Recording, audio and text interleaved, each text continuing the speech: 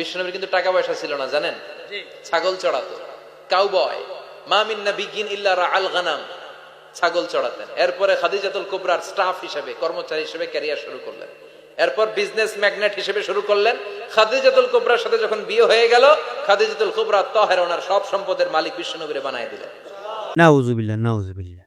কি বলে এগুলা? নবীজি কাউবয়? নবীজির ব্যাপারে সব ভাষা ব্যবহার করা যাবে? বেশি মোটিভেশনাল হয়ে গেছেন, বেশি সেলিব্রিটি হয়ে গেছেন। জানি আমি ছোট, এত এলেমের কোনো দাম নাই। 2-3টা ইংরেজি বললে শুধু ইসলাম হয়ই না, ইসলাম বোঝা লাগে। নবীর শান, আরে নবীকে সম্মান করবেন না তো কাকে সম্মান করবেন? নবীজিকে বলে কাউবয়। আল্লাহ স্পষ্ট সূরা বাকারার মধ্যে নিষেধ করেছে, লা তাকুলু রাইনা, যে তোমরা আমার নবীজির ক্ষেত্রে রাইনা ব্যবহার করো না। রাইনা হলো রাখাল। নবীজির শানে রাখাল এগুলো এই ভাষা ব্যবহার করা যাবে না, আল্লাহ স্পষ্ট নিষেধ করেছে। যা ইচ্ছা তাই বলে দিছেন আপনি। আবার বলেন বিশ্বনবী। নবীজি কিসের বিশ্বনবী? নবীজি হলো দু জাহানের বাদশাহ নবী, সরকারে দু আলম নবী, বিশ্ব সমূহের নবী। আপনি শুধু একটা বিশ্বর মধ্যে নবীজিকে আবদ্ধ করলে হবে না। নবীর শান বুঝার মতো সবার ট্যালেন্ট নাই। এখন সাধারণ জনগণ তো বুঝে না। আপনারা এত বড় স্পিকার, আবার শায়েক, আপনারা যে বিদেশি ডলার, বিদেশি টাকা পান মানুষকে ইসলামটারে ধ্বংস করার জন্য, আম পাবলিক তো এগুলো বুঝে না।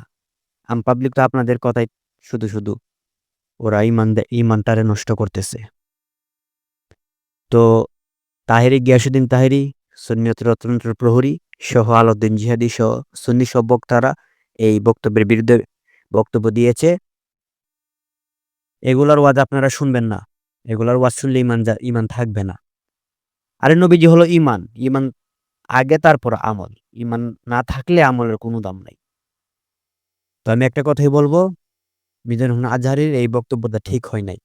তারপর আবার বলে নবীজি নাকি গরিব ছিল, মা খাদিজাকে বিয়ে করার পর নাকি নবীজি সুখী হয়েছে, বড়লোক হয়েছে। নাউজুবিল্লাহ। এইগুলা কি বক্তব্য দেন আপনি? আপনি কিসের লেখাপড়া করেছেন?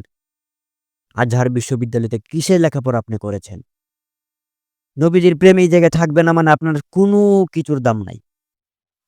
সার্টিফিকেটের কোনো দাম নাই, লেখাপড়ার কোনো দাম নাই, কোনো কিছুর দাম নাই।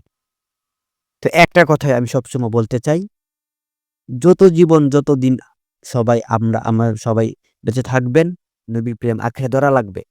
আর নবীর বিরুদ্ধে যারা কথা বলবে তাদের বিরুদ্ধে অ্যাকশন নেওয়া লাগবে। হয়তো শক্তি দিয়ে পারবেন না, মুখ দিয়ে বলেন। মুখ দিয়ে যখন পারবেন না, অন্তর থেকে ঘৃণা করেন। নবীর প্রেম, নবী ছাড়া কোনো উপায় নাই। হাসরে ময়দানে, কোনো জায়গায়, কবরে বলেন, যেই দুনিয়াতে বলেন, যে কোনো জায়গায় নবী ছাড়া কোনো উপায় নাই।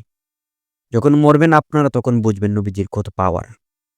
নবীজিকে সাধারণ ভাষা ব্যবহার করে নবীজির শানকে কত বিয়াদবি, নবীর শানে বিয়াদবি করে।